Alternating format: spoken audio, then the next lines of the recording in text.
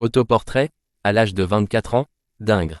De 3/4, le visage tourné vers le spectateur, une main sur le cœur et l'autre tenant la pointe de craie qui lui permettra de continuer le portrait entrepris, Ingres apparaît dans toute sa beauté inventée par lui de toutes pièces.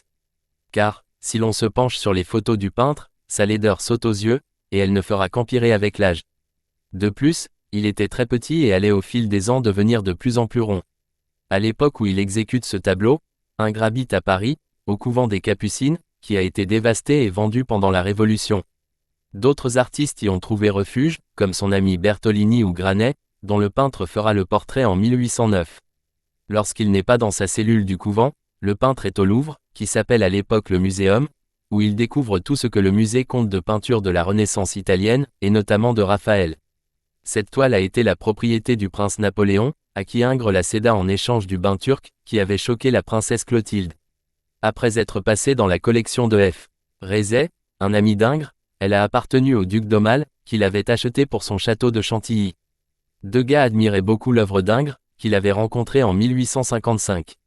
Dans un de ses autoportraits de jeunesse, il s'est représenté dans la même position que celui qu'il tenait pour un de ses maîtres.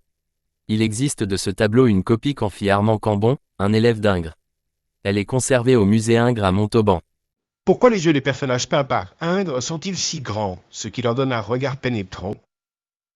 Parce qu'il les dessine, les cils de la paupière inférieure complètement épilés, et ceux de la paupière supérieure soulignés d'un trait noir, afin d'ouvrir l'œil plus largement qu'il ne l'est en réalité.